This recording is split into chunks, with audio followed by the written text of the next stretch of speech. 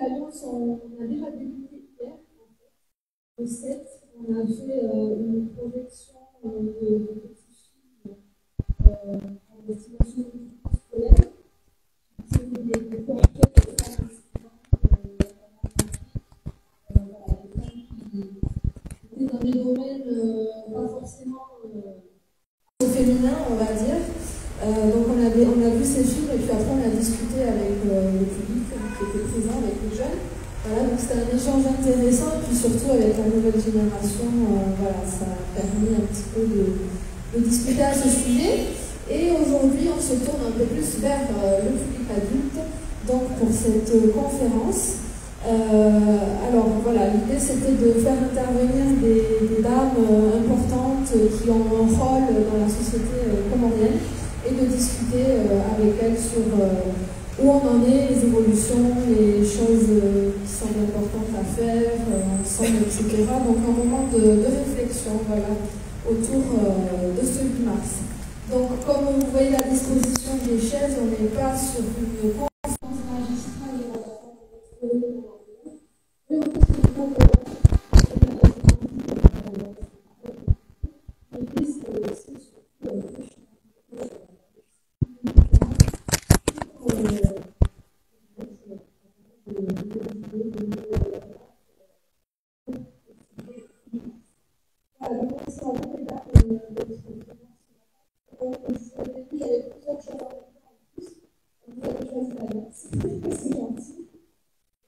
et je vais laisser à vous présenter précisément du sujet du thème de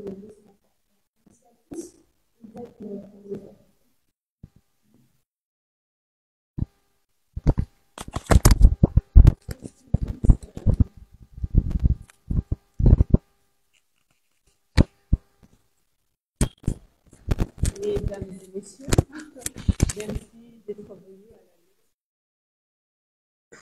la deuxième tradition chaque 8 mars. Vous savez là-bas, l'Alliance organise et pour créer la parole aux femmes comoriennes pour venir parler de la situation de la femme comorienne ici au Comores. Comme Anaïs l'a dit, on a eu il y a un petit de la saison, le mois de Ramadan, et puis aussi c'est pas grave, puisque l'idée c'est de venir débattre sur la thématique du jour, qui est le droit, l'égalité et l'autonomisation des femmes. Un sujet très important, un sujet très actuel en ce moment. Et pour cela, nous avons invité des femmes que vous voyez là, qui sont chacune dans son domaine. On avait prévu un jour on n'a pas fait ça parce que après il y a d'autres événements et puis notre association qui agit sur la santé, le conseil qui sont là, je pense qu'ils vont nourrir le débat par leurs analyses et partager avec nous leur expérience dans leur vie quotidienne ici. Bon, je vais vous présenter, je vais commencer par la grande dame à droite, c'est Madame Ramazan. Et ici, au nom de l'ONG des femmes, c'est l'association qui œuvre dans la protection des enfants et des femmes, et donc qui lutte contre les violences sur les femmes. Et à côté d'elle, il y a Mademoiselle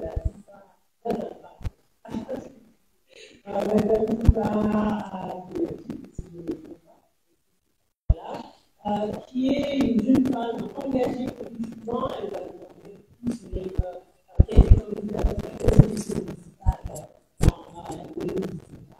À côté, il y a Madame Isaïe qui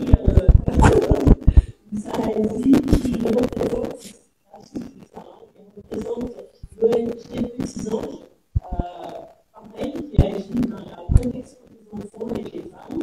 Et pour terminer, nous avons Madame Angela Mijal, et ici on représente le milieu économique, puisque c'est bien son programme, elle a une entreprise transformation de sa vie, qui est un produit très emblématique ici au Comores, et d'ailleurs au mois de Ramadan, c'est quelque chose, la bouillie, ça fait partie de la tablée du mois de Ramadan. Et ça, tout à fait, on va commencer parce que c'est un peu tard, il y a des événements qui viennent à s'éterniser sur les histoires à moi. Je vais laisser nos invités les temps, et chacune aura 2 minutes pour laisser un petit mot sur qui elle est et ce qu'elle dit. Je vais commencer par cette fois-ci, je donne le micro et elle va se présenter en 2 minutes.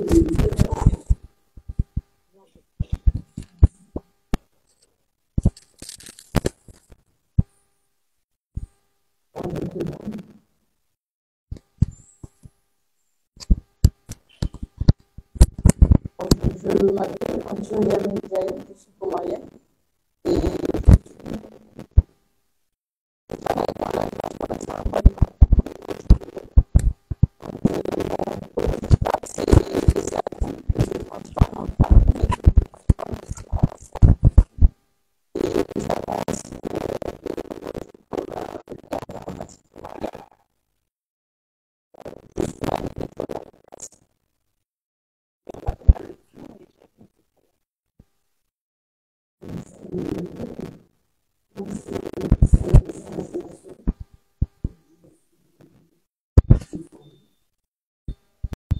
Je suis mariée avec 2 enfants, je suis inspecteur de poste de services financiers, je travaille dans la poste comorienne et je suis la présidente de l'ONG Petits Anges de Comores, une ONG qui lutte contre les viols sur les mères.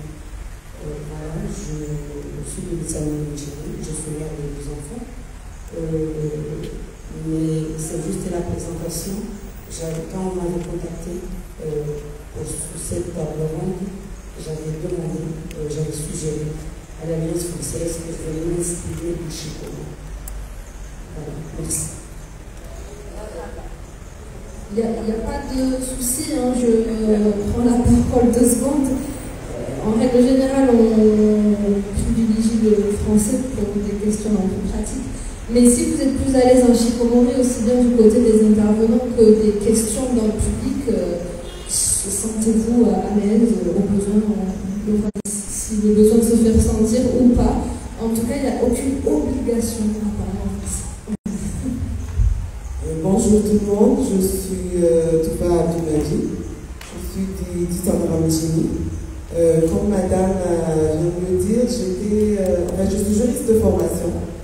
Et je suis candidate aux élections municipales parce que bon, il y a eu le premier tour, la proportionnelle, mais là on attend d'élire le maire dans peu de temps. Donc, ouais, je pense en gros c'est ça. Merci. Et merci de m'avoir invité et merci à ceux qui ont pu faire le déplacement aussi. Parce que c'était pas évident vu le temps qui fait depuis ce matin. Donc voilà, merci. Bonjour, moi, notre famille, Ali Mohamed.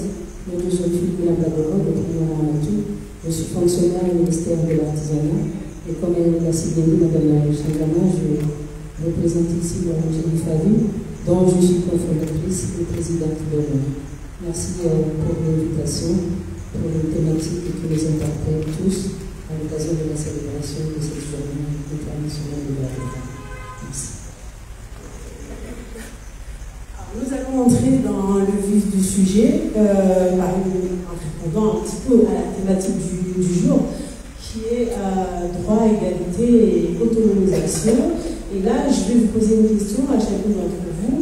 Que représente pour vous l'égalité des droits et l'autonomisation des femmes dans vos domaines respectifs? L'idée, c'est que chacune de vous nous dise un peu ce que cette thématique représente dans ce que vous faites tous les jours. Qui veut commencer? Et si vous avez une question à poser, n'hésitez pas, vous pouvez la poser. Si vous voulez apporter une réponse, je vois Madame Samidi qui est là avec nous et aussi les autres, n'hésitez pas à poser vos questions ou à intervenir. Donc, que représente le droit, l'égalité et l'autonomisation des femmes dans les domaines respectifs?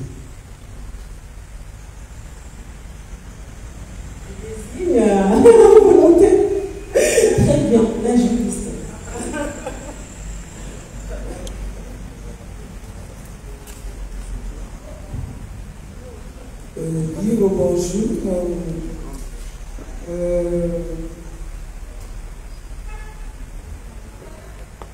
Je pense que dans notre pays, on essaie tant bien que mal d'intégrer les femmes dans plusieurs instances de décision. Mais au jour d'aujourd'hui, on est encore loin du compte. Je vais parler de ce que j'ai vécu dernièrement, ces 2 derniers mois. Comme vous savez, j'étais candidate aux élections municipales.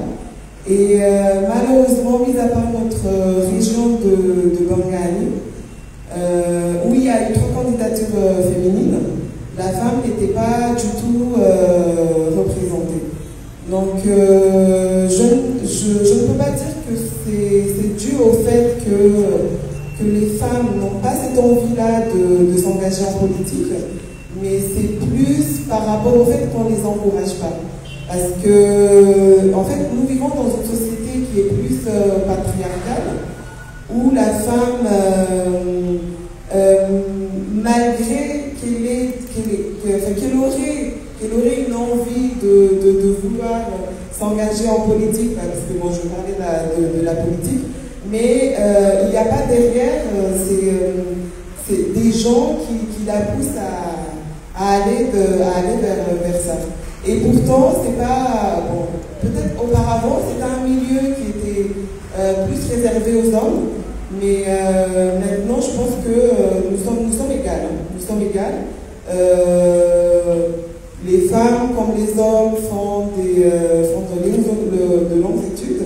On a les mêmes diplômes, mais il y a le poids de la tradition. Il y a aussi le poids de la religion qui fait que les femmes ont du mal à aller vers ça.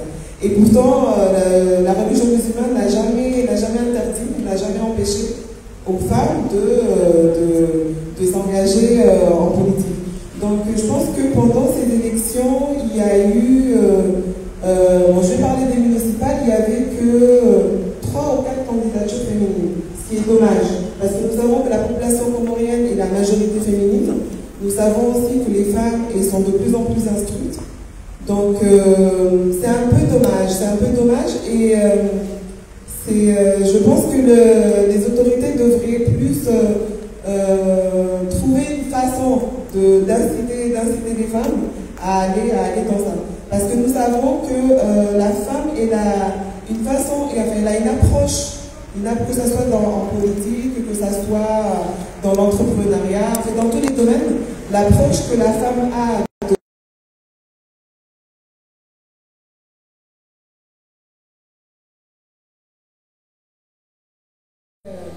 On devrait mener une étude sur la façon de déjà accepter le fait qu'on n'est pas là pour être derrière les hommes, mais on peut aussi avoir ce leadership-là de faire de la politique et on peut réussir. Parce que moi j'ai vu, ma région c'est une région très conservatrice. Pourtant on était 3 candidates. Bon, il y a eu des réticences au début, parce que bon, les gens se disent que des postes politiques comme ça, des postes à grande décision, normalement, ils doivent être réservés aux hommes. Alors que pourtant, nous, on s'est présenté dans ces élections-là, on s'est engagé, on a fait campagne. Il y a eu, en tout cas, moi, je parlerai de mon cas. J'ai vu l'engouement qu'il y a eu autour de ma candidature, et je me dis que, franchement, les femmes, elles devraient s'engager de plus en plus. Parce que je sais que si c'est le cas, je pense que beaucoup de choses changeront dans ce pays. Voilà.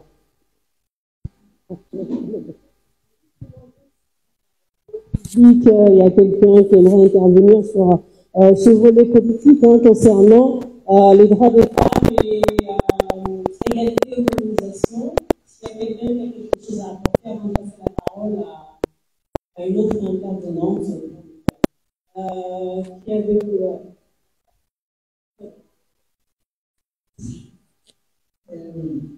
donc j'ai vu Sophie Protection, qui est une organisation environnementale pour le 2012, justement parce qu'il y a eu 2 cas d'assassinat pour l'agression sexuelle.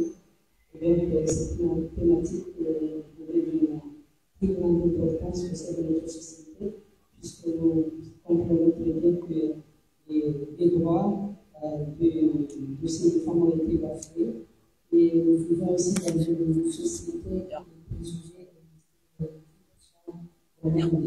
d'importance, ce qui fait que, si je prends un exemple pour notre interprétation sur le terrain, si nous avons une mère dont sa petite fille a été abusée sexuellement, donc on pourrait imaginer l'impact sur le plan sanitaire, psychologique et mental de la maman, ou si elle va devoir attendre pour qu'il y ait un procès. Et donc ce sont des choses que nous devons trouver des solutions.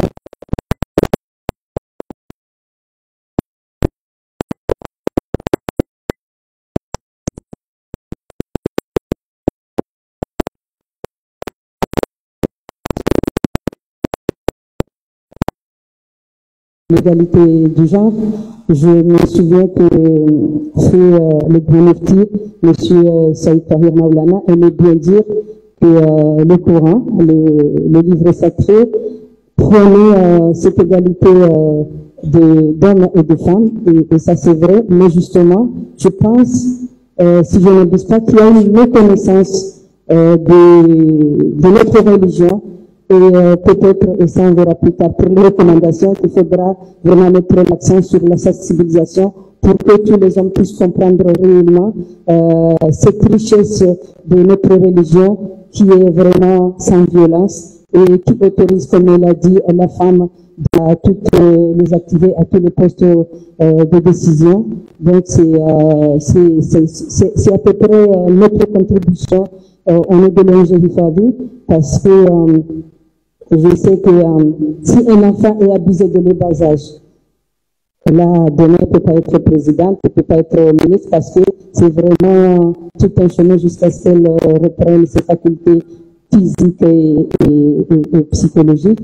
Et donc, parce que nous célébrons aussi les journées thématiques, surtout le 25 novembre, à travers les 15 jours d'activisme, et avec la traditionnelle marche de la société civile qui regroupe toutes les associations qui sont dans la lutte contre les violences, et nous plaidons justement que les autorités et tous les partenaires de développement puissent accélérer le processus de mise en œuvre des stratégies nationales pour favoriser des projets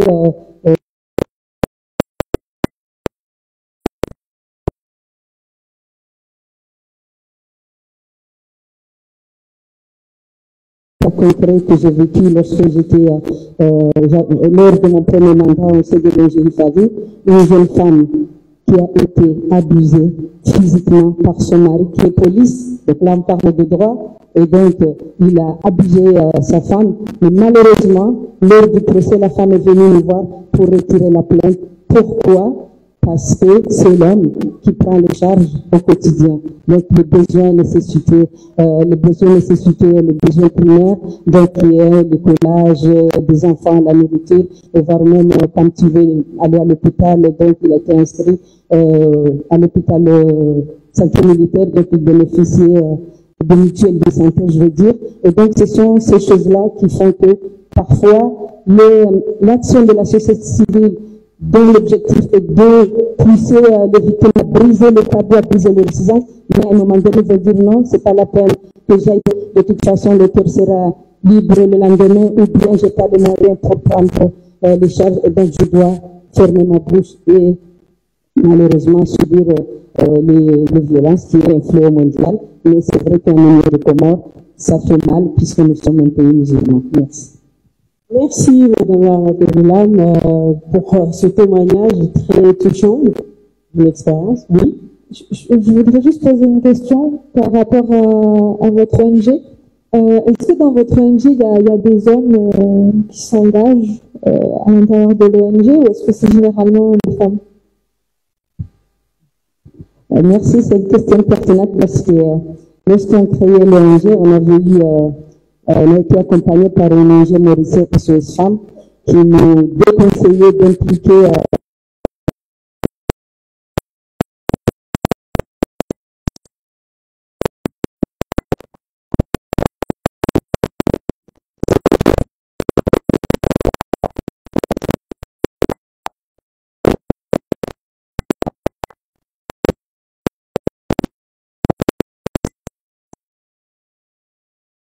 se porter candidat. Moi, je veux bien reprendre, mais à une condition, que nous allons vraiment impliquer les hommes, parce que j'ai compris, ma petite expérience, que nous ne pouvons pas lutter véritablement sans l'implication. Et puis, fort heureusement, tous les hommes ne sont pas des agresseurs.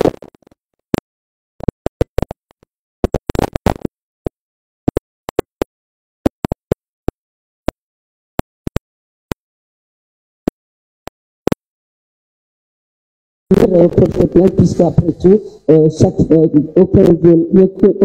aucune violence ne peut pas être tolérée, que ce soit l'homme ou la femme. Merci. Merci.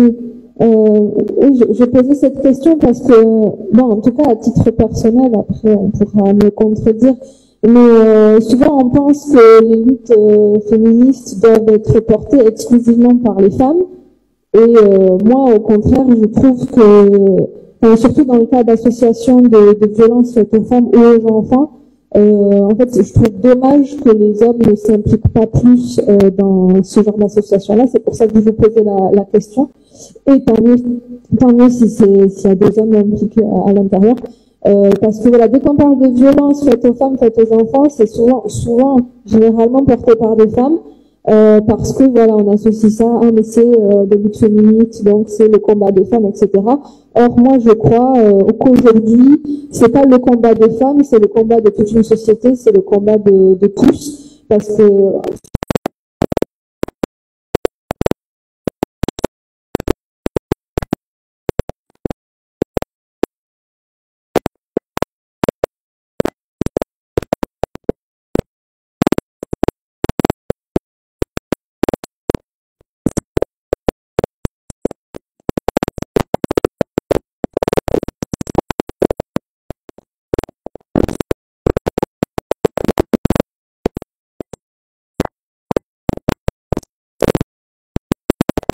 de fermer la lutte féministe seulement aux femmes, mais ça fait que développer le clivage justement entre hommes et femmes. Ah, mais ça c'est votre combat, donc on vous laisse avec votre combat. Or, c'est pas notre combat, je pense que c'est le combat de la société et que du coup il faut se battre ensemble, quoi. D'où ma question, mais du coup tant mieux s'il y a aussi des hommes qui sont impliqués dedans. Merci Anaïs, c'est une très bonne question et comme je l'ai dit, n'hésitez pas à poser des questions, à intervenir, à enrichir le débat. Mais sans tarder, je vais passer la parole à Antonia Medja, notre entrepreneur qui va nous parler de son expérience au niveau des droits des femmes, de l'égalité entre hommes et femmes et l'autonomisation. Je vous en prie. Merci. Alors, je pense que traditionnellement, les femmes ont toujours été actives dans l'économie du pays, ou bien peut-être dans l'économie de leur foyer. Je vais citer un exemple. Moi, en grandissant, j'ai vu ma grand-mère qui était toujours en train de vendre des bananes, en train de vendre des légumes, en train de vendre même le lait qui venait des vaches de mon grand-père, c'est elle qui vendait. Donc économiquement, elles étaient déjà impliquées. Peut-être qu'il manquait cette manière de les affirmation. Il manquait une manière de leur dire tu fais du business, tu es dans l'entrepreneuriat. Mais ces femmes, elles l'ont toujours fait. Même quand il fallait, par exemple, échanger les bananes contre du manioc, mais c'était quand même du commerce. Les femmes d'aujourd'hui, c'est les mêmes femmes qui font le travail, par exemple, dans l'administration. Je vois une femme qui travaille dans l'administration de 7h à 14h, mais en même temps, à côté, elle est en train de faire un COFIA. En même temps, à côté, elle a un téléphone où elle fait un transfert de crédit. Donc, je pense que les femmes l'ont toujours fait. C'est juste que elles n'ont pas conscience qu'elles font du business. Elles n'ont pas conscience qu'elles sont dans l'entrepreneuriat. Donc, on a besoin de plus en plus de les rappeler, de renforcer un peu leur confiance en soi. Que voilà, tu fais du business, c'est ça, on commence toujours par ça. Et il y a aussi, je pense que l'une des choses qui font qu'il y a plus de femmes dans les affaires, c'est que les femmes, c'est le genre de personne qui n'a pas peur de commencer par zéro. Contrairement à des hommes, quand tu demandes à un homme de commencer du business, il va te dire, moi j'ai besoin de 5 millions, j'ai besoin de 10 millions. Mais une femme, elle peut commencer avec 500 francs, avec 50. La différence entre une femme et la femme, je pense que la femme, elle est beaucoup plus dans les émotions. Et là, ces dépenses sont beaucoup plus émotionnelles. Par exemple, quand tu as des enfants, mon exemple à moi, par exemple, des fois, je fais des votes et je vois des jouets juste à côté, j'achète des jouets. Alors, ou bien, je vois que à la maison, il n'y a rien à manger, je vais acheter à manger immédiatement. Alors que l'homme a tendance à réinvestir les gains qu'il a dans le business. Même si c'est pas pour dire que l'homme n'investit pas ne participe pas dans les charges à la maison, mais c'est pour dire que la femme, elle a tendance à dépenser, elle est beaucoup plus guidée par les émotions quand elle dépense. Je pense qu'il y a aussi, après avoir reconnu cela, je pense qu'il y a aussi des choses à faire. Il y a quand même cet aspect où beaucoup de femmes ont besoin de l'ordre de leur mari pour avoir accès à un boulot ou pour même commencer un business. J'avais même une nounou qui m'a été recommandée par son mari. Et quand ils avaient des problèmes, et le monsieur, il m'appelle, il me dit, voilà, tu dois la virer parce que c'est moi qui l'ai fait venir chez toi. Donc maintenant, on se sépare, tu dois la virer. Et j'ai pas accepté, mais ça n'a pas bien plu au monsieur. Donc, il faut quand même que les femmes aient quand même le droit de décider d'elles-mêmes de commencer un boulot ou un business sans pour autant dépendre de l'ordre d'un mari. Quand une femme commence à avoir des enfants, commence à fonder une famille, même quand elle travaille, que ce soit dans l'auto-emploi ou bien qu'elle travaille pour une société, la charge des enfants, je ne dis pas la charge financière, mais la charge des enfants, elle repose sur la femme. Je suis venue avec 2 de mes enfants, et parce que, selon mon mari, je ne travaille pas, mais lui, il est parti travailler. Donc, même quand tu travailles, c'est toi qui dois t'occuper de savoir qui va s'occuper des enfants pour que j'aille travailler. Alors que pour les hommes, c'est pas le cas. Donc, si on pouvait, on peut travailler dans cet aspect-là, je pense que les choses iraient un peu mieux. Merci. Merci Antonia. Est-ce qu'il y a quelqu'un qui veut apporter quelque chose à cette analyse? Moi j'ai une question par rapport à la femme entrepreneuse. Puisqu'on parle d'autonomisation des femmes, ici au Comores en 2025, est-ce qu'on peut dire plus ou moins que c'est plus facile pour une femme d'entreprendre, c'est-à-dire d'élever le statut, parce que j'ai compris que on est entrepreneur, que ce soit à la campagne ici, chaque femme a une petite activité qui fait à côté. Il n'y a aucune femme qui est basique ici, mais est-ce que c'est plus facile de s'élever pour aller vers un statut d'entrepreneur en ce moment ou pas? C'est un peu difficile. Est-ce qu'il existe ce statut-là déjà? Officiellement? Oui, et je pense que c'est possible. C'est possible d'aller dans un statut d'entrepreneur. Nous avons beaucoup d'entrepreneurs parmi nous. Nous avons des exemples de femmes qui dépassent même voilà, nos expectations. Je ne sais pas de mon français. Voilà, nos attentes en entrepreneuriat. Je pense que psychologiquement, je ne sais pas si c'est les femmes qui se sont programmées ou bien la société elle-même, on a tendance à dire qu'une femme ne doit pas beaucoup aimer l'argent. C'est bien de s'en sortir, mais c'est bien de pas, c'est pas trop bien d'aller au-delà. Même si c'est légal, même si c'est des gains normaux, mais je pense qu'on a normalisé le fait qu'il faut être riche jusqu'à un certain niveau. Il faut être ambitieux jusqu'à un certain niveau.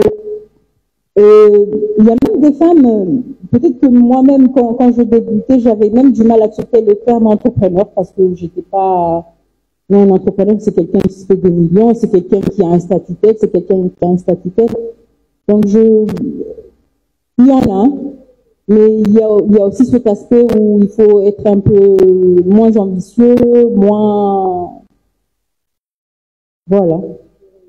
C'est très intéressant ce que vous dites, parce que la question ce serait, est-ce que cet état d'esprit de bon, il faut avoir de l'argent pour survivre, mais il ne faut pas avoir non plus trop d'argent, est-ce qu'on inculque à l'homme?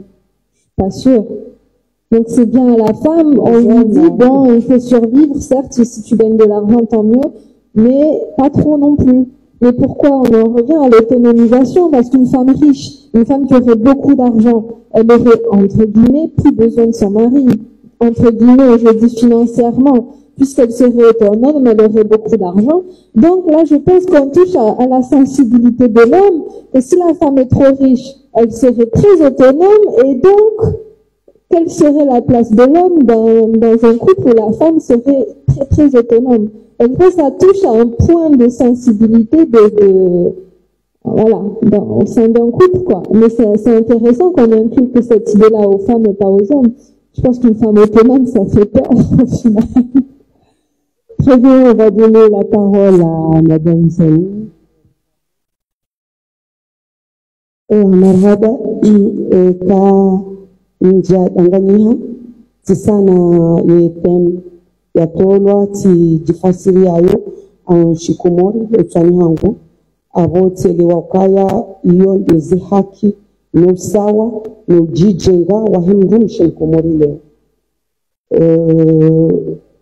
anzani upande huo ngasina problem zinji haku rekande haki rekande sawa rekande jijenga wahimrumshe kumori nasiri wono tangu wakati wa huwajeja hatu ni makukwa hatu ukaya ye omshinji wahe fami emrumishi hai fami ya shinda ya suli vanu vale ikana mrumishe dwanana mrumine yosaidia na pesa sha yesokli ya he fami mrumishi abo ilazimu emrumishi wae atende twani atende yajeleze ndo za kizahe leo en 2025 ya jiokaya kusoma yeti privilege kuhunda za kizahe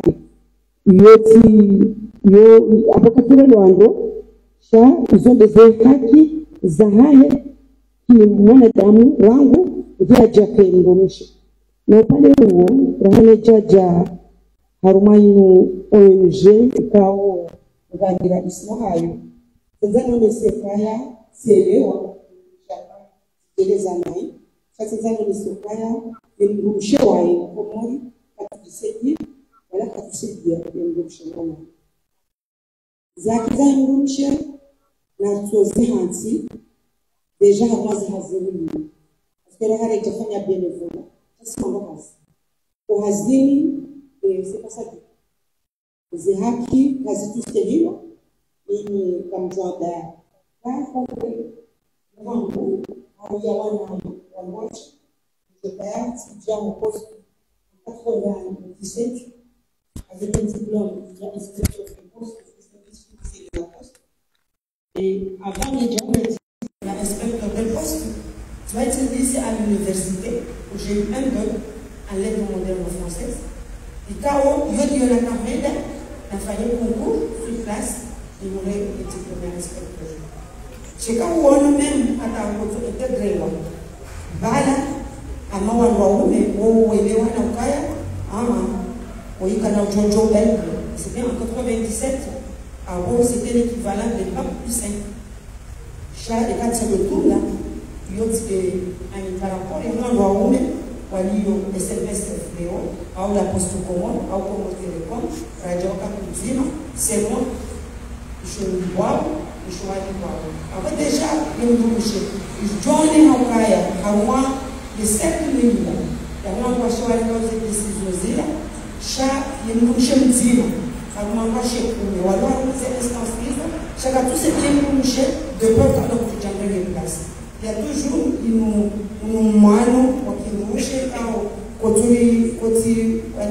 koti benefit ni mrushe wae richa upande wa les familles yo à des exceptions près les familles zione sakaya ya biblia somi hapo elgulu mrushe katuni kwa les possibilités ya sona alors que wala wana nzima mzima shai na parole kaya no johe da hule parce que on dit home jololo on dit home jufanyaje on dit home parce que ma parent walizai ukanwa wana washe choka kukanwa na abuka boko zinjikao ndumshe komoro yebidio abaha wana hatu memzi wa juu waonese kaya tizamana mtizamana mshe izonafanya mwanamke izonatofanyia mwanamke hele mwanamke atutoka kanani hele mwanamke atutoka kanani nja tina Mungu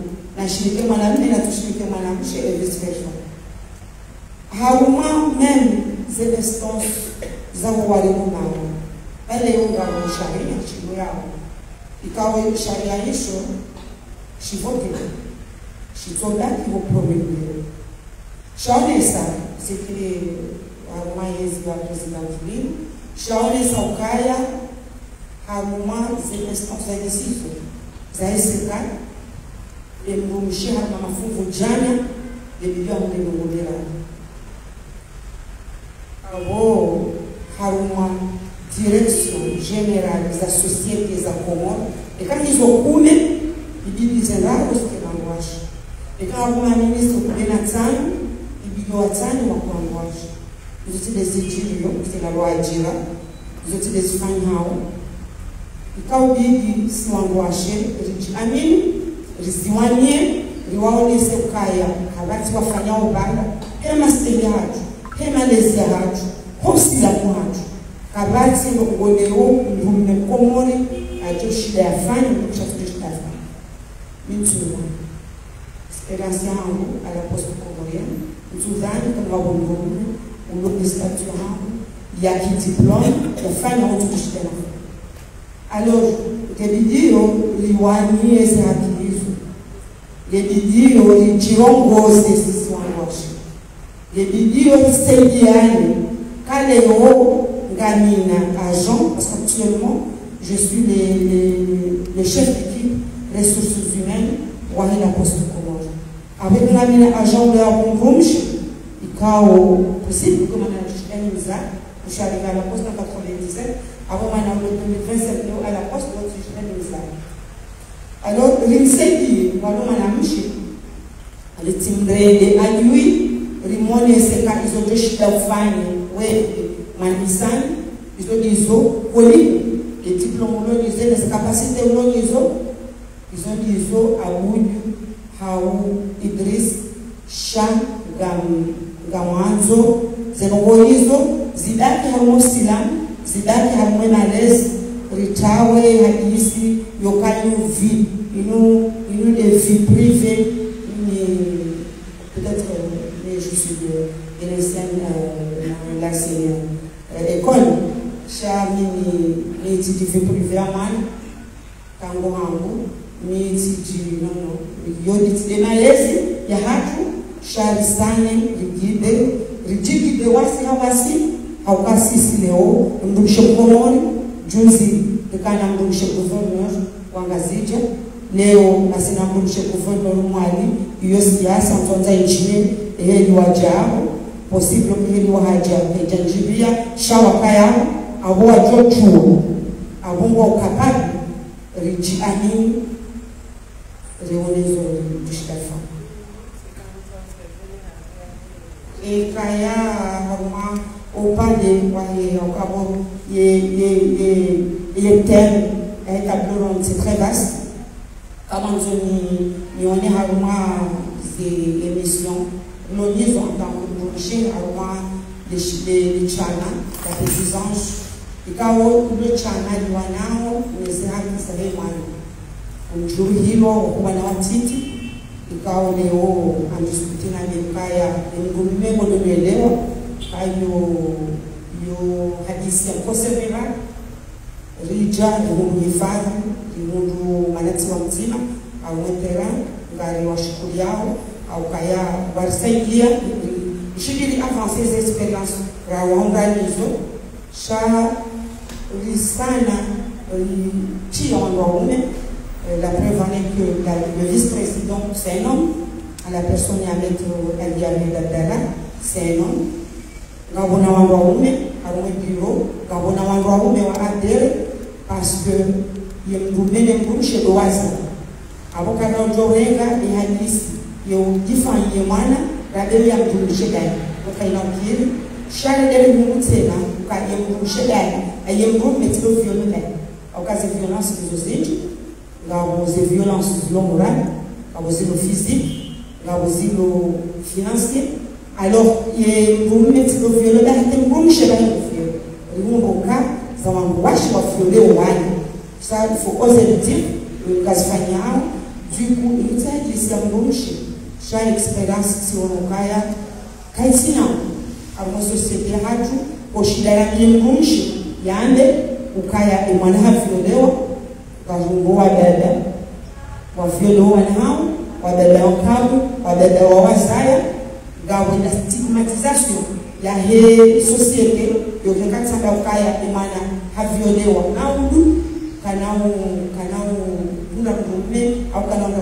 société. Si c'est petits anges, notre première mission, c'est de cette société. Quand il y a un chien, c'est de violer ou changer Bien, Marhaba Benji, Tiniz est parti à Mago. Je suis partie encore rien, mais tout le monde a compris. Nous avons terminé la première partie. Comment? Si, je vais. Ça, c'est la synthèse de ce qu'elle a dit. Je n'avais pas prévu, je ne sais pas si je vais pouvoir traduire tout ce qu'elle a dit en français. Madame, j'ai pris quelques notes, je vais m'essayer, mais franchement, je n'avais pas. En tout cas, l'intervention de Madame a beaucoup insisté sur la discrimination que je trouve au travail, en parlant particulièrement de son expérience personnelle à la Poste et télécommunications des Comores, où à compétences égales, une femme n'a pas les mêmes fonctions que les hommes.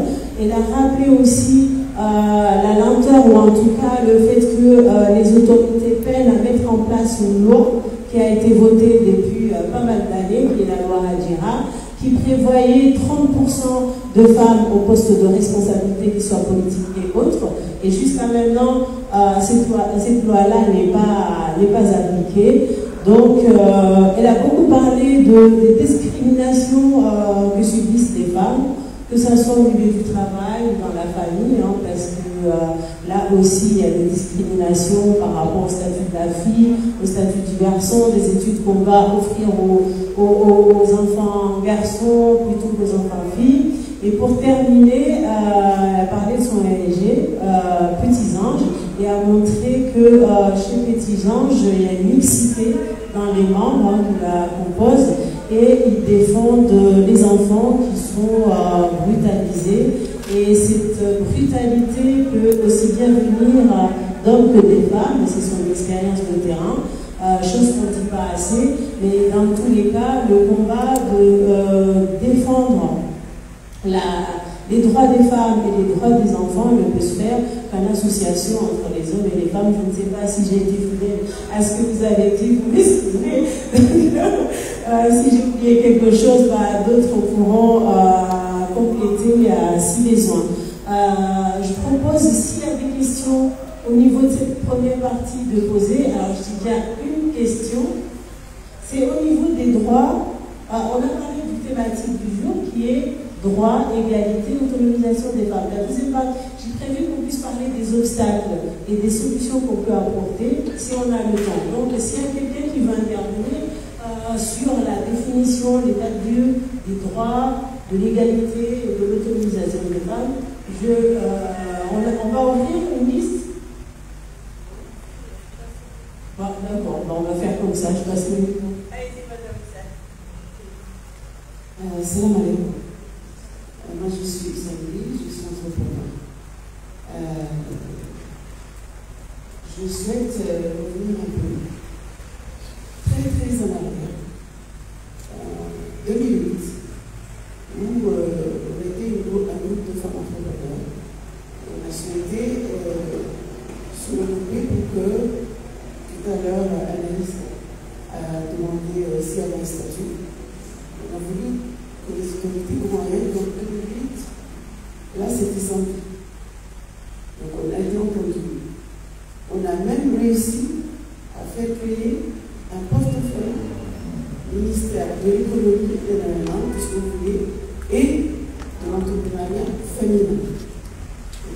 très bien évolué. On a sensibilisé la région. Quand je dis région, c'est le Saint-Indien. On a créé un réseau entrepreneur féminin océan-indien.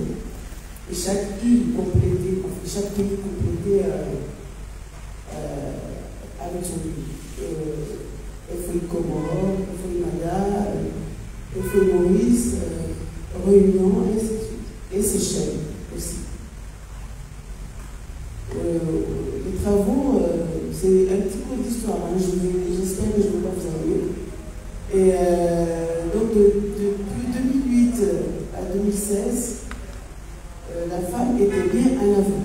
On avait bien réussi à poser des bases, à faire créer un portefeuille, un salaire, une direction nationale de l'entrepreneuriat féminin. Et c'est la même qui est jusqu'à maintenant. Plein de choses, hein, à faire adhérer à FOI comme cela, mais FOI au niveau continental, à l'international, partout. Ensuite, vient 2016, il y a eu de nouvelles élections. Et j'ai sauté un mandat, le mandat du PIB, donc c'était très bien aussi. 2016, nouvelle gouvernance, mauvaise nouvelle pour les femmes entrepreneurs. Le portefeuille ministériel de la femme entrepreneur a disparu. Donc vous imaginez un peu ce que ça fait comme déception. Quand on a mené de 2008 à 2016, donc 7 ans de combat. Donc la femme entrepreneur, malgré tout, a continué à évoluer. On n'a jamais, jusqu'à maintenant, il y a le gros boulot qui a été élu il y a septembre 2024. Donc c'est un mandat de 2 ans. Mais on va dire qu'on n'a plus cette reconnaissance des autorités commandiennes, puisque on ne figure nulle part. Ensuite, ils ont essayé de dire mais c'est pas parce qu'on n'a pas créé, il n'y a pas d'entrepreneuriat féminin, on vous met sous le chapeau du ministère de l'économie. Mais non, nous, on veut partout en Afrique, on a résumé sur le plan africain, partout, ça existe, entrepreneuriat féminin. Pourquoi ici, on ne veut pas reconnaître ce statut-là? Tout le monde est là pour je ne vais pas dire que mais tout le monde a su que FOICOM c'était un mouvement très en avance, très avant-gardiste, et on a fait beaucoup de choses. Maintenant, ça n'existe plus le portefeuille de l'entrepreneuriat féminin. Mais chaque femme qui a créé sa société continue à avoir sa société.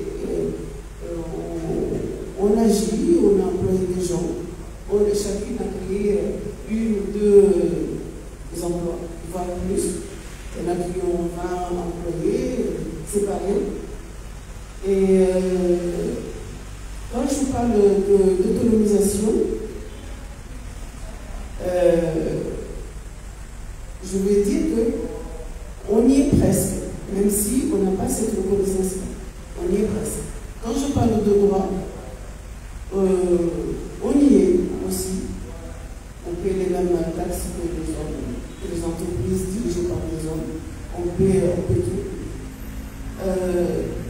Il y a juste cette frustration que depuis 2016, on est là. Après, j'ai une amie, une collègue qui a dit mais après tout, on est entrepreneur. Oui, on est entrepreneur.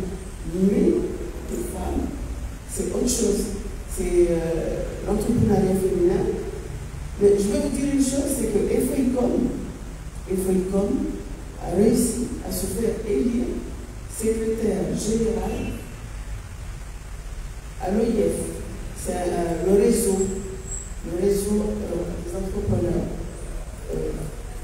des femmes entrepreneurs féminines dans l'OIF. Donc ça s'appelle le RFF. Pour vous dire qu'on est allé plus loin que ça, et les élections ont eu lieu en Roumanie. Maintenant, vu qu'on n'a plus plus sous parapluie étatique, on est plus ou moins motivé. Donc pour revenir au droit ou à l'égalité, je ne sais pas ce que tu peux faire pour l'égalité. Bon, il n'y a pas cette, en entrepreneuriat, on n'a pas cette de discrimination. Je n'ai pas senti cette discrimination. Mais ce que je veux dire, c'est qu'il y a certaines femmes qui n'osent pas aller plus loin que ça. On l'a dit en Tunisie. Elles ont peut-être besoin de l'aval de leur mari, voire de leur père, pourquoi pas. Mais il n'y a pas cette discrimination qu'on peut rencontrer dans l'administration commandante. Je vais aussi parler des 30% maintenant. Oui, une minute. Les 30%. On devrait dépasser ça. Même si au Congo, on n'a pas appliqué, on n'a jamais appliqué. Les 30% viennent de la conférence de Beijing. Maintenant, on est à 50%. Donc, comment on va faire pour combler ce gap où on n'a jamais pu arriver à 30%? Comment? C'est la question qui est débattue en ce moment aux arcades. On parle des ODD. Ils sont en train de faire le bilan de ce qui a été fait, de ce qui n'a pas été fait. Est-ce qu'il y a d'autres questions du public sur la thématique du jour, les interventions qui ont été présentées par notre panel? Est-ce qu'il y a quelqu'un qui veut apporter un élément? Les hommes, vous êtes trop silencieux. Vous pouvez peut-être nous parler un petit peu de ce que vous pensez de l'égalité homme-femme, l'autonomisation. Est-ce que ça vous parle ou pas? Vous le vivez ou pas? Donc, je te passe le micro tout de suite, mais la conclusion donc, que tu fais, c'est que finalement, en 2025, on a été à reculons par rapport à 2016. C'est un peu triste. Au niveau politique,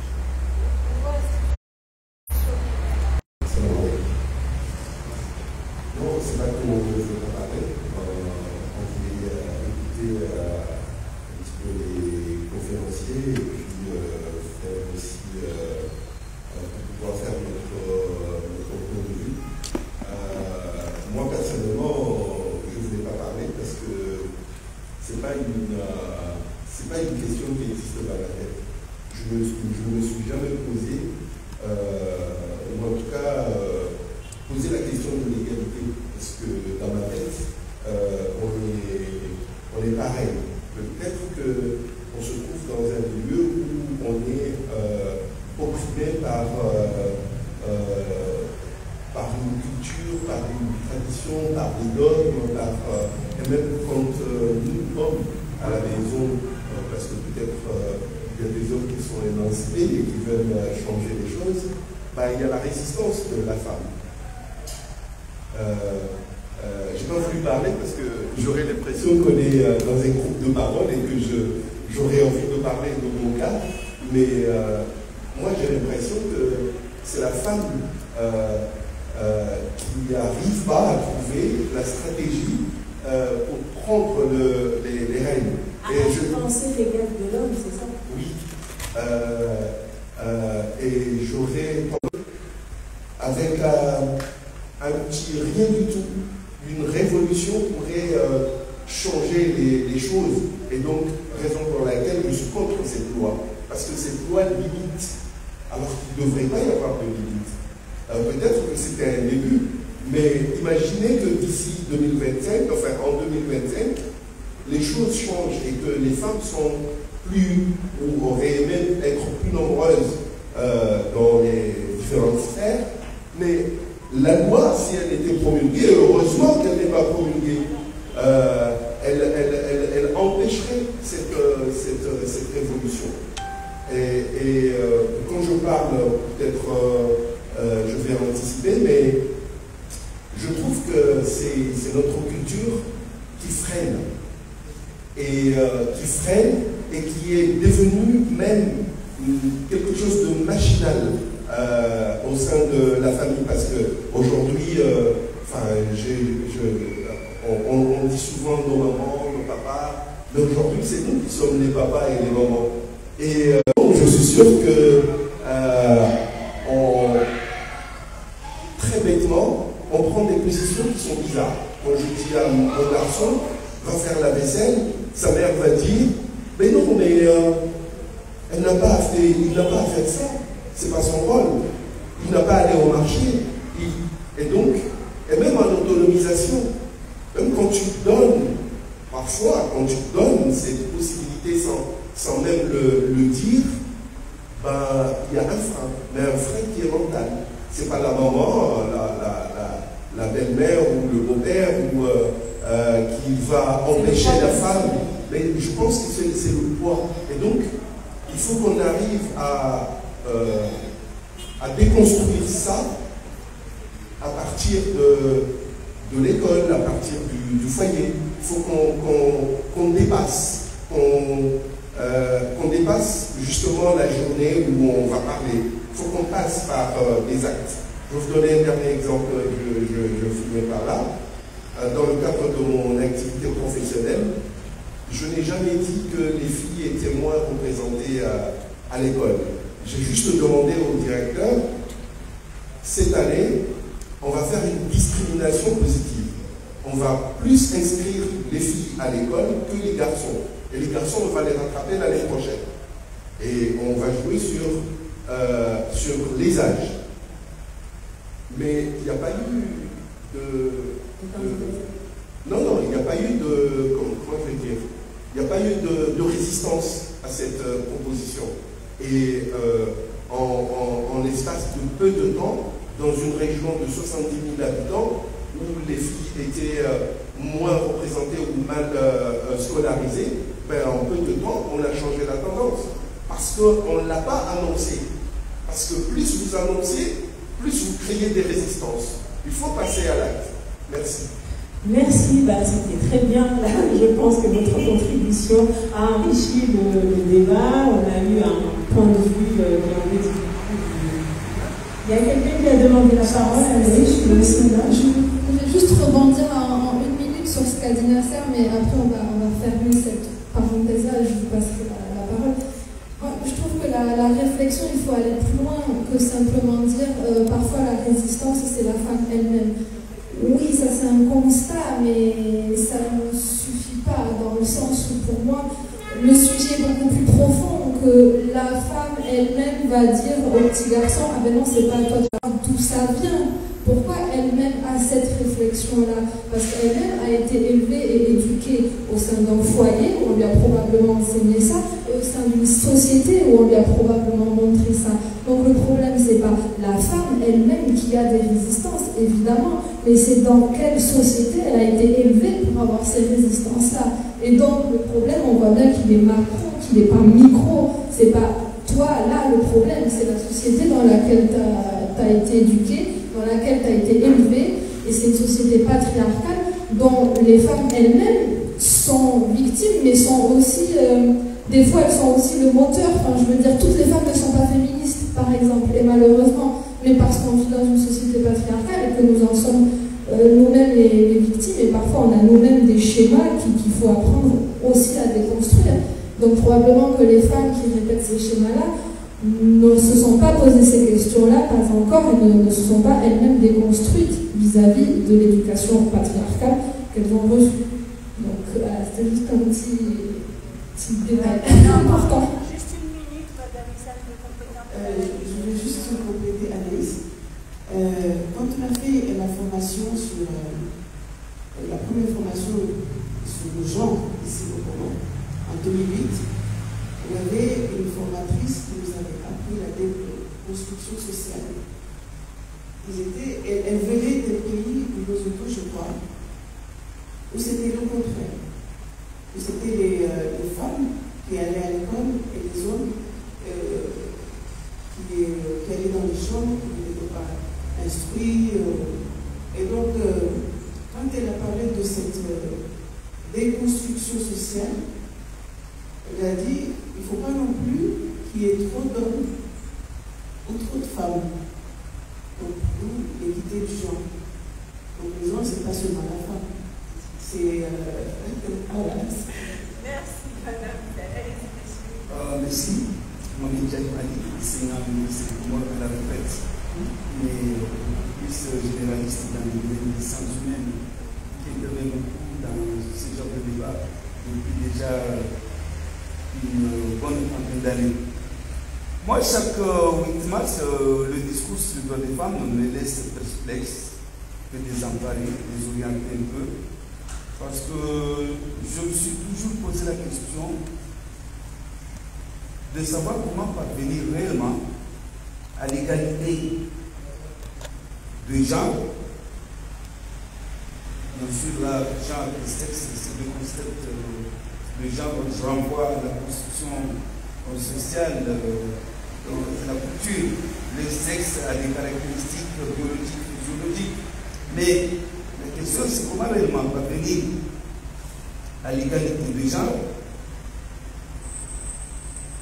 tout en même temps vouloir entendre Madame Sazira Soul placer la femme au cœur de l'identité, au cœur du foyer, donc en même temps préserver une certaine identité culturelle, ou la culture, sachant que la culture c'est un concept qui est dynamique, qui se métamorphose, qui change. Si j'en parle comme ça, c'est parce que moi je ne crois pas que vraiment l'identité culturelle existe. Nous défendons, peut-être en parlant comme ça, même à l'entendre, nous défendons les ressources de l'identité ou de la culture. Et dans une société comme les Comores, quelles sont les ressources de la culture? Justement, les ressources de la culture, c'est quoi? C'est le système matriarcal qui est prédominant ici. Bon, quand je dis matriarcal, je préfère parler du système matrilinéaire que de matriarcat. Hein. C'est ça les ressources de la culture. C'est le grand mariage. C'est le système de la matrilocalité ou de solilocalité. Bon, c'est des concepts que tout le monde comprend ce que ça veut dire. Le fait que nous, les hommes, on va vivre chez les épouses, chez les femmes. Et malheureusement, en même temps, ce sont les ressources de cette identité.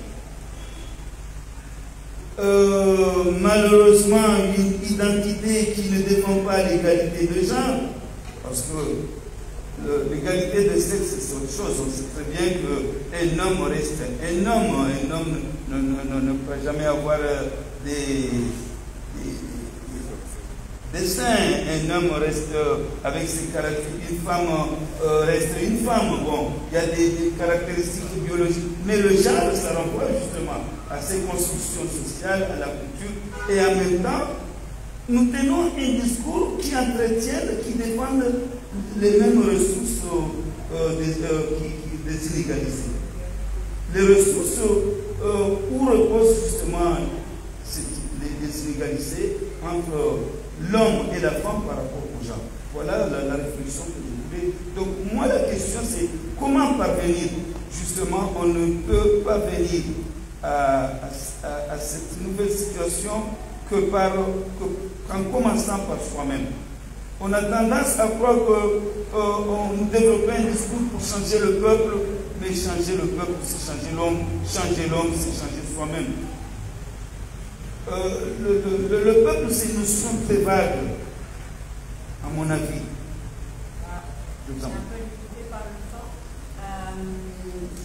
Si on veut donner la parole à tout le monde et surtout terminer, parce qu'on a parlé un petit peu du constat en ce qui concerne les droits, l'égalité des femmes, hommes-femmes, et surtout l'autonomisation. Moi, j'aimerais bien qu'on passe à la dernière partie, où on va parler un petit peu, ça a été un peu évoqué ici et là, hein, mais j'aimerais bien passer la parole à nos panélistes qui nous parlent un petit peu, chacune dans son domaine, de ce qu'elle considère comme obstacle à cette égalité-là qui devrait avoir la loi est là. C'est reconnu par la loi, que ce soit la loi locale ou les règlements internationaux. Donc, quels sont ici au Comores les obstacles qui empêchent qu'on arrive à cette égalité des droits entre les hommes et les femmes, et surtout pour l'autonomisation.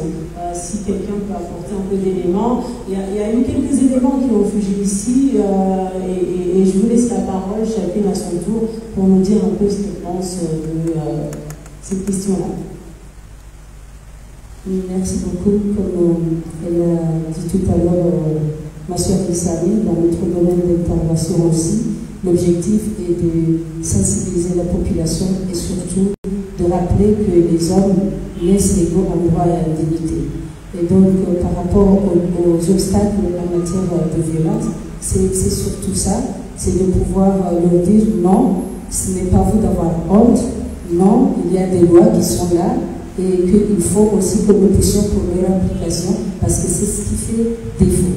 Il y a plusieurs lois qui sont censées protéger la femme et les enfants en matière de violence, mais c'est la non-application effective. Et c'est vrai que lors du débat, on a aussi évoqué les problèmes dès le bas âge, qu'il faut éduquer la fille et le garçon aux mêmes conditions. Si je demande à Nayara de faire son livre, je dois dire la même chose à Nagui, parce que plus tard, c'est ce qui fait que si la fille veut se porter candidate, mais ce n'est pas tout à fait évident de pouvoir cumuler les fonctions, les engagements professionnels, les engagements familiaux, et de pouvoir aussi être active dans le domaine politique ou dans le domaine professionnel. Mais je pense aussi que, et ça je vous parlais un petit peu par rapport à mon expérience en tant que fonctionnaire du ministère de l'Artisanat, pour favoriser l'autonomisation, on sait que dans le domaine de l'artisanat, si, et ça je n'arrive pas de le dire, si on pouvait comprendre qu'on ne peut pas aller vers un vrai développement durable sans la valorisation des métiers de main, puisque si demain les chantiers qui sont en cours, ça serait vraiment regrettable d'aller importer des draps pour l'hôpital El Marouf ou des lits, alors que si on essaie de regrouper tous les artisans sous forme de coopératives suivant leur domaine conceptif, que ce soit la menuiserie, la couture, voire même il y a des artisans qui sont dans le recyclage de déchets, sachant que le communauté de petit état insulaire, que nous subissons, là nous ne produisons pas d'effet à gaz FR, je lui pointe parce que je sais que ce sont de même, ce sont de la date. Et donc je pense qu'il faudra, fort heureusement, c'est vrai qu'il y a des initiatives qui sont là pour favoriser l'entrepreneuriat, même si Mme Lissam l'a dit, on serait très bien honoré de voir qu'au sein du ministère, il y a ce portefeuille-là d'entrepreneuriat au féminin, mais il y a des initiatives qui sont louables, notamment avec les partenaires de développement. On voit le projet AFIDEF, Expertise France, la Banque mondiale, et même pour témoigner, parce que je sais qu'elle a été lauréate par rapport au programme de PIDC, qui soutient, il y a beaucoup plus d'entreprises qui émergent et qui nécessitent de renforcer, que ce soit les textes, que ce soit les moyens, pour qu'il y ait vraiment une vraie émergence de ces entreprises et de lutter efficacement contre le flot de violence, notamment si les femmes sont autonomes, donc elles pourront, comme je l'ai dit, briser le silence et pouvoir dénoncer. Et moi, je voulais donner une petite anecdote par rapport à moi, qui suis cadre et mon mari est cadre. Mais je sais que mon mari, même son café, ne peut pas le faire. Alors, j'ose même imaginer ceux qui n'ont pas été à l'école. Comment elles vont devoir faire? Parce que j'ai dit non, je ne suis pas fait pour ça.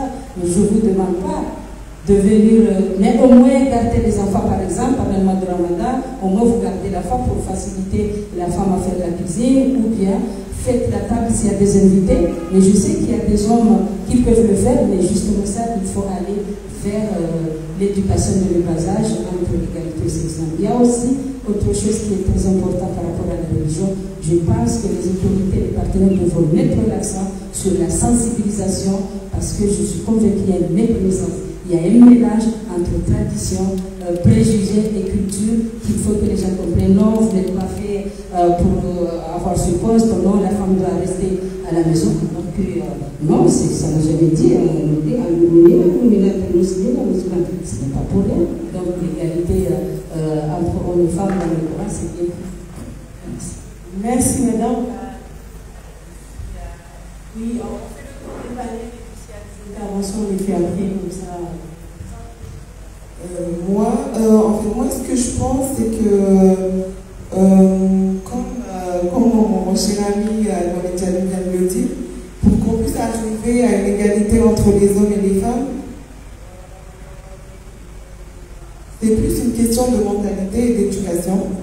C'est plus la personne elle-même. On doit se convaincre que nous sommes nés égaux en loi et en droit aussi. La femme ne doit pas se conditionner au fait que c'est les hommes qui doivent décider à sa place. Quand je dis ça, c'est par rapport à mon vécu, par rapport à ma décision de me présenter aux élections municipales. Quand j'ai déposé ma candidature, j'ai rencontré une amie avec son frère. Je crois que j'avais même fait un post sur Facebook sur ça parce que ça m'avait tellement choqué. Donc il y a mon amie qui dit à son frère, je représente Toufara, elle est candidate aux élections municipales.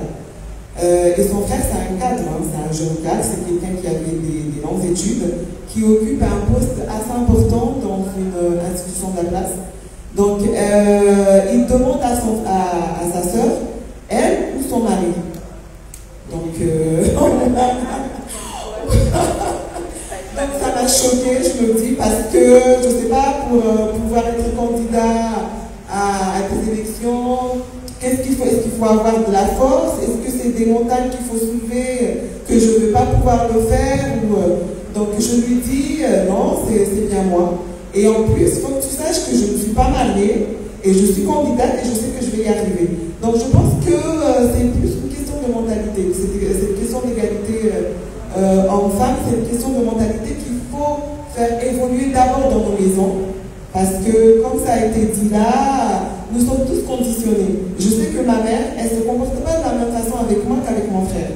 Donc il y a des choses pourtant que mon frère pourrait faire comme moi je le fais, parce que nous sommes des hommes après tout, mis à part la distinction de sexe, mais nous sommes tous des hommes. Donc je pense que dès le plus jeune âge, si on avait été élevé de façon à ce qu'on sache que ce que ta soeur peut faire, toi tu peux le faire, on n'en serait pas là. On n'en serait pas là.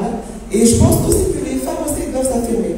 Elles doivent s'affirmer parce qu'on est là, on accepte d'être mis en retrait. Alors que, comme nous savons, nous faisons tous des études. Nous faisons tous de longues études et nous avons le droit d'accéder à tous les postes qui existent. Donc je pense que, quelque part, on s'auto-censure nous-mêmes. On accepte le fait que ce sont les hommes qui doivent être mis en avant. Donc moi je pense que si les femmes se soulèvent, bon, peut-être pas un soulèvement dans la violence, exactement. Donc bien sûr, les femmes, elles doivent se soulever, elles doivent dire non. Donc on est en 2025, la femme elle est plus qu'émancipée, donc elles doivent se soulever, se mettre d'accord, se dire que non, on en a assez. On a envie, nous aussi, d'avoir des postes de décision, que ça ne soit pas que des mandats électifs, mais des postes de direction, des postes ministériels, parce que nous aussi, nous le méritons autant que tous ces hommes-là. Voilà. Merci. Malade. Tishia, ils ont ému en vous, Madame Yamanda, Madame Sangi. Kaya, Ikaubidi, à moi, des postes, des décisions, Léo, et qui a un droit dépassé.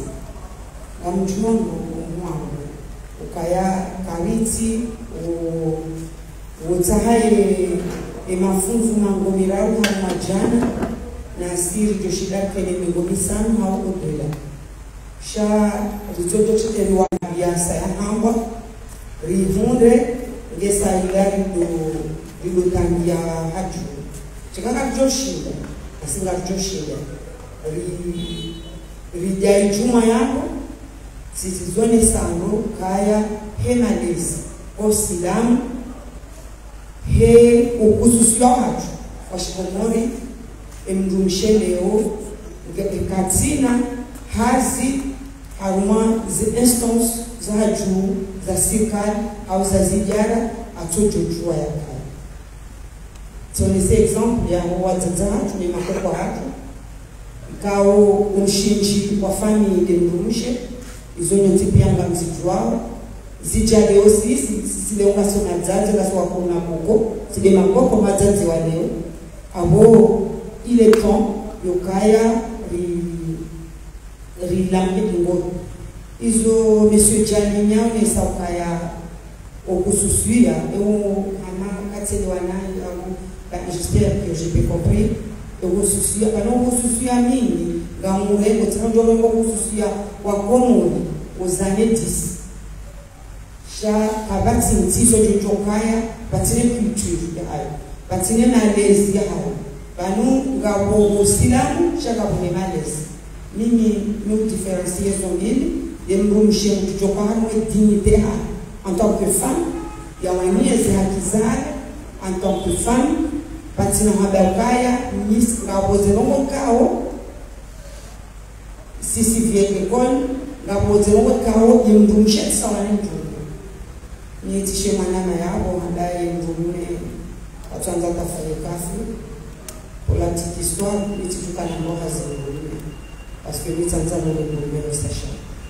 c'est bon ni tono njisa ni tanza voilà alors ngabo zelongo kao zo za mjumshe ngabo kususu ya watu okaya hali ikawa yeshi sino wangu usina ze family shabaha deshe mchelo kukanini ndani shambume ba mtokwa mshamungalia abo familia yake tukabali abo watuka kabatize exception nganu jodaya wana problem na tusiba kwangu washe ene zifanya tulanza ziki alextra anyama kama washika uanza wale sokaya tose shandani doshirosa no ngabuzelo za yako kao ngabutundo wana kabuangalaze kuzao watu mambo ya watunde ya waleli hizo si permite bangu zila za yako zila nizisi no zila chabanu aromatu leo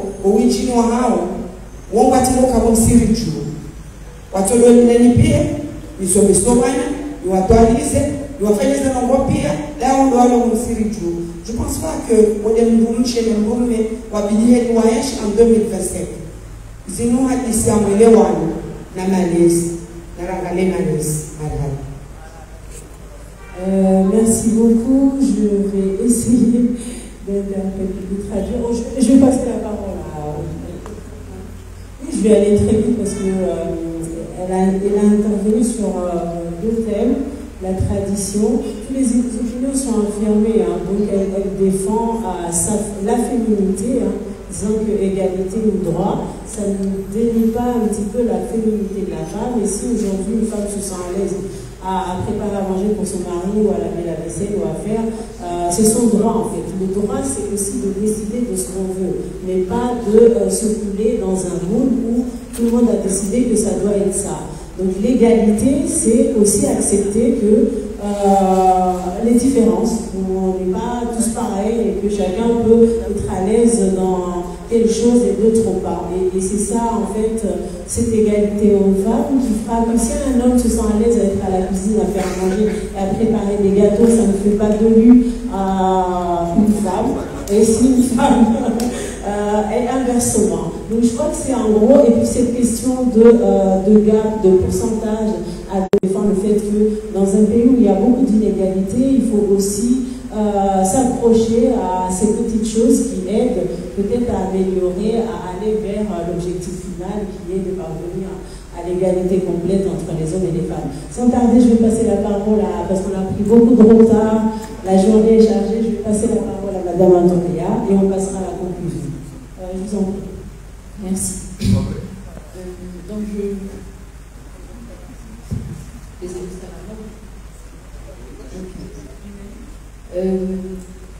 je pense que puisqu'on a Madame Toufara a déjà pris la parole, je vais profiter pour dire combien je l'admire.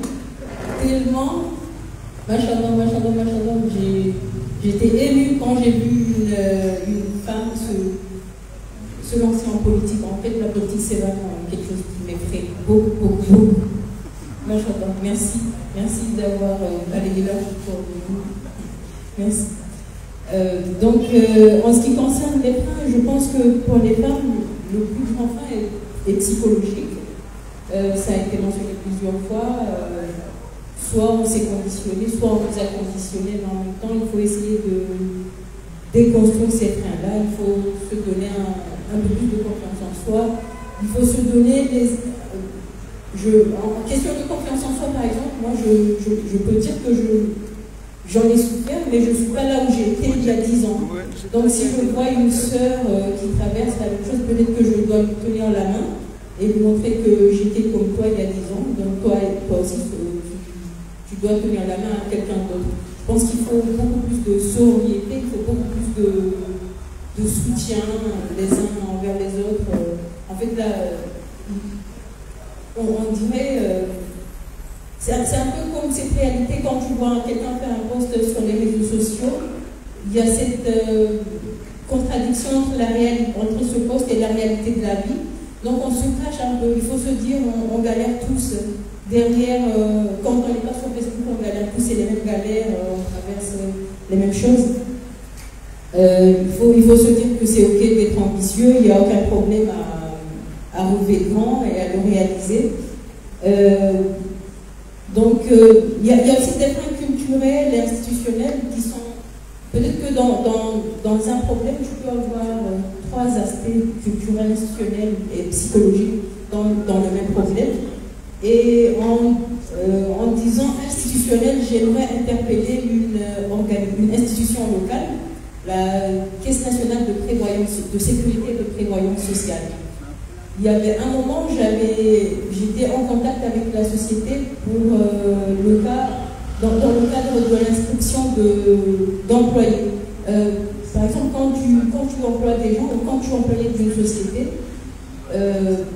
quand tu es une femme, pendant les mois où tu es en congé maternité, grâce à ta cotisation, c'est l'institution qui est supposée te payer le salaire. Et parmi les critères d'inscription pour une femme, c'est qu'il y a un acte de mariage. Alors j'ai posé la question. Et pour les femmes qui sont enceintes, qui n'ont pas été mariées par exemple, est-ce que vous allez discriminer ces femmes de l'endroit-là? Et ils m'ont dit, qu'est-ce que vous voulez? C'est comme ça, c'est la loi, c'est comme ça. Et je me suis dit, c'est quand même une discrimination contre quelqu'un qui est déjà une victime. J'en ai parlé à quelques-uns, à quelques responsables, et je pense que c'est passé comme ça. Mais cette situation m'a toujours choquée. Et si j'emploie une femme qui, par exemple, n'a pas de mari, mais qui est enceinte, donc vous n'allez pas la prendre en charge. Donc je pense que même si l'État vote, même si on met en place les lois, mais il y a aussi des gens qui sont en train de les truquer ou de ne pas les appliquer comme il faut. Et pour terminer, je pense que pour les femmes, pour que l'on puisse s'épanouir dans le milieu de travail et dans l'entrepreneuriat en général, il faut qu'il y ait des mécanismes de soutien beaucoup plus forts. Je parle des crèches, des garderies, qui devraient être plus abordables parce que côté productivité, quand tu es une femme, même si vous avez les mêmes fonctions, mais côté productivité, voilà. Merci. Alors, il y a quelqu'un qui a demandé 1 minute de parole. D'accord. Bonjour, salam alaikum. Moi, c'est Naila Soumaïla, artiste danseuse. J'ai pas de questions. J'ai pris juste la parole pour remercier l'Alliance française, également les employeurs, pour ce table ronde. D'habitude, moi, j'aime pas participer à des événements comme ça. Parce que quand ça parle de la femme, j'ai beaucoup à dire. Moi, une jeune fille qui a vu ma mère élever 8 enfants toute seule. Et en étant artiste aussi, on subit beaucoup des critiques et tout. Et donc, pour moi, je préfère danser et lancer les messages comme ça. Mais je pense que ce genre de débat ou table ronde, ça nous aide vraiment.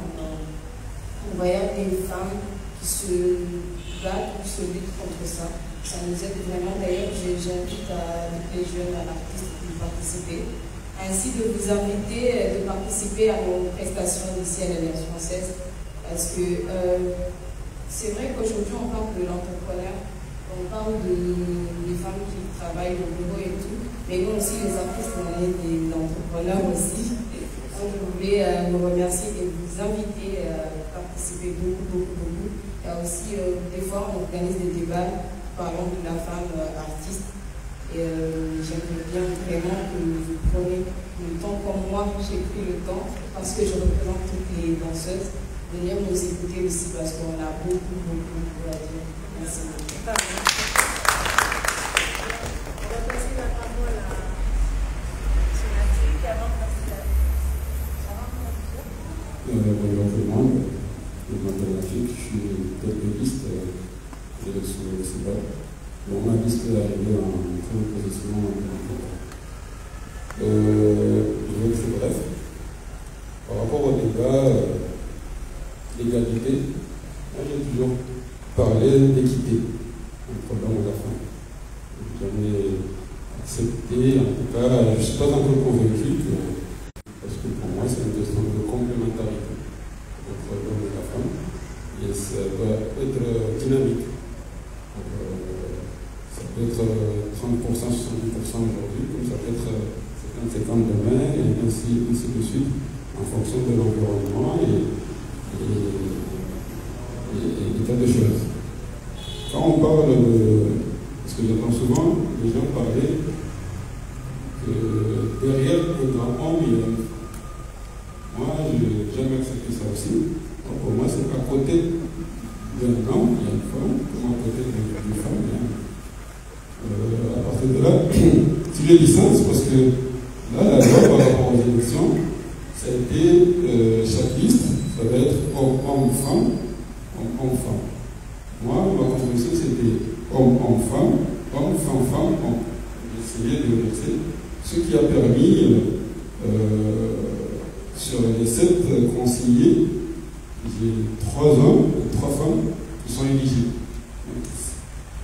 Mais si je suis arrivé en premier aussi, c'est parce que les femmes, j'ai constaté qu'elles étaient beaucoup plus investies et elles ont permis la victoire par rapport aux hommes. Donc à partir de là, je peux conclure que si on donne une toute petite chance à la femme congolienne qui est capable d'apporter de belles choses, de réaliser de belles choses sur le plan politique que les hommes. Donc, mais je soutiens l'idée de femmes que la femme ne doit pas attendre qu'on donne, qu'on ouvre la marche. Elle est capable de l'ouvrir toute seule. Et cette question qu'on est en train de débattre ici, moi c'est une question mondiale, donc on ne va pas stigmatiser la société comorienne, parce que c'était en 1944 que la femme française a eu le droit de vote, après 100 ans de lutte. Donc si aujourd'hui il y a des blocages sociétals aux Comores, mais il y a des avancées majeures que j'aurais aimé qu'on les mette en avant. Donc je voulais finir sur cette note positive que oui, la femme comorienne, si on veut regarder en profondeur, elle est capable, elle est prête, mais c'est à nous de faire en sorte qu'elle ait confiance en soi. C'est une question de confiance. Donc il suffit de débloquer cette manque de confiance. Je pense que les choses se feraient toutes seules. Voilà. Merci. Alors j'ai une petite surprise pour mes dames ici. C'est un jeune homme qui a fait un slam et qui pour un l'honneur des femmes et qui va venir là pour déclamer tout de suite là